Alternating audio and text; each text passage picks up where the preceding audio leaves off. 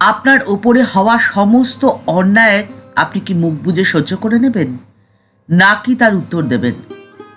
আপনি যদি উত্তর দিতে না পারেন, তাহলে আপনি দুর্বল ভীরু কাপুরুষ।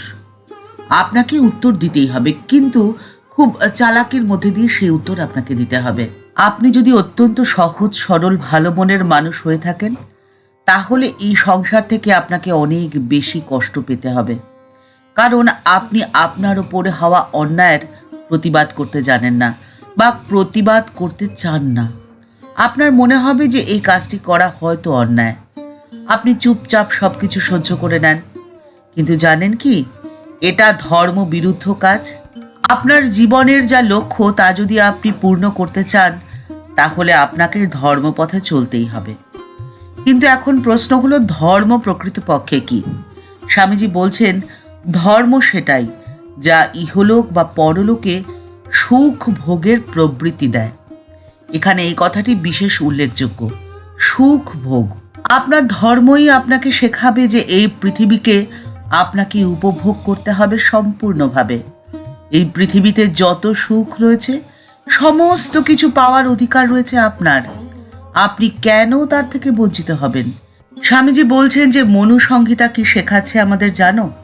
মনুসংহিতা শেখাচ্ছে আততায়ন মায়াত্মাং, অর্থাৎ হত্যা করতে এসেছে এমন ব্রহ্মবধেও কোনো পাপ নেই।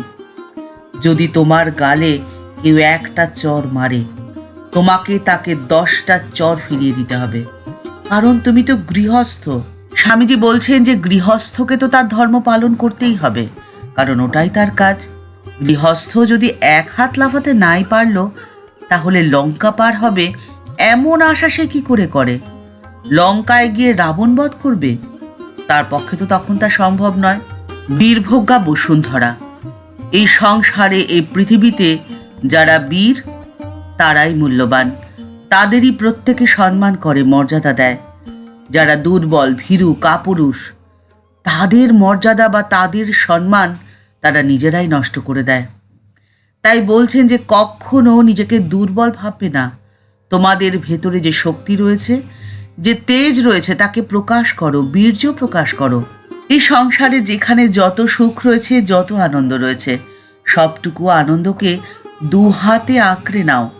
সমস্ত আনন্দকে জীবনে উপভোগ করো, কারণ তোমরা যে গৃহস্থ, তোমরা মহা উৎসাহে অর্থ উপার্জন করো, আবার সেই অর্থ সৎভাবে খরচ করো, পরিবার প্রতিপালন করো, নানান রকম ভালো ভালো কাজ করো। তাহলেই যে তোমরা প্রকৃতপক্ষে সংসারী। এই সংসারে থাকবে অথচ সংসারের ধর্ম পালন করবে না, সেটা কি করে সম্ভব?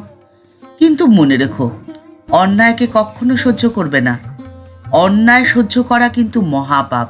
কারোর তীক্ষ্ণ বাঁকা কথায় আহত হয়ে, অপমানিত হয়ে তোমার মনে হলো যে তোমার বৈরাগ্য জন্ম নিয়েছে, তুমি একলা ঘরে দরজাটি বন্ধ করে চুপটি করে বসে রইলে, আর মনে করলে যে এই সংসারের সমস্ত সুখ স্বাচ্ছন্দ্য তোমার জন্যে নয়। এই রকম ঋণাত্মক ভাবনাকে কখনো মনের মধ্যে প্রশ্রয় দেবে না, কারণ এটি করা মহাপাপ। এর মধ্যে দিয়ে কখনো তুমি আধ্যাত্মিক পথে ভগবানের কাছে পৌঁছতে পারবে না। আধ্যাত্মিক পথে ভগবানের কাছে পৌঁছানোর জন্য চাই প্রচুর আলো, প্রচুর হাওয়া, আর সেটি একমাত্র সম্ভব মনের মধ্যে আলোর বাতিটিকে জ্বালিয়ে রাখলে। ঠাকুর শ্রী রামকৃষ্ণ পরমহংসদেব বলেছিলেন যে একই অদ্বিতীয় আত্মা ভেতরে আর বাইরে রয়েছেন। তাই আমাদের চারপাশে ঈশ্বরের উপস্থিতিকে তোমাকে সবসময় উপলব্ধি করতে হবে।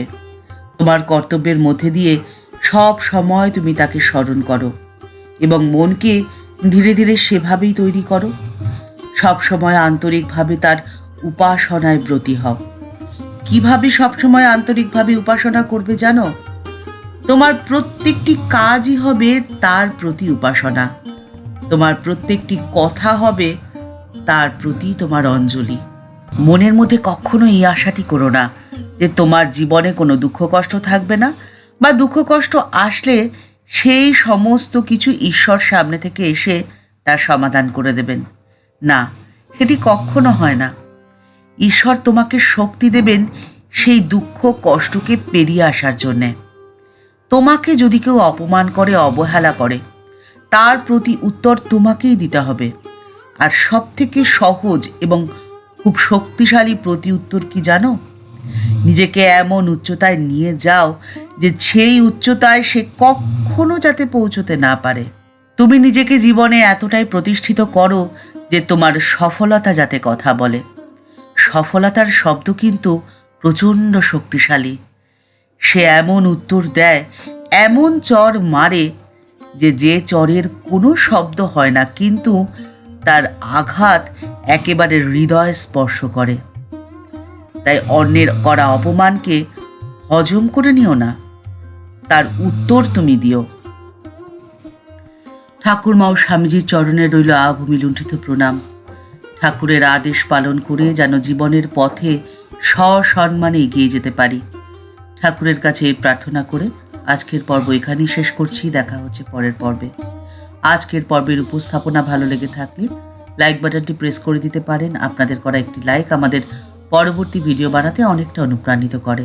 আর এই চ্যানেলটিতে আপনি যদি প্রথম এসে থাকেন, চ্যানেলটিকে সাবস্ক্রাইব করে বেল বাটনটি ক্লিক করে দিয়ে অল বাটনটিতে ক্লিক করে দিন। তাহলে এই চ্যানেলে ভিডিও আপলোড হলে আপনার কাছে সবার প্রথমেই নোটিফিকেশনটি যাবে। ভালো থাকবেন, সুস্থ থাকবেন। দেখা হচ্ছে পরের পর্বে। নমস্কার।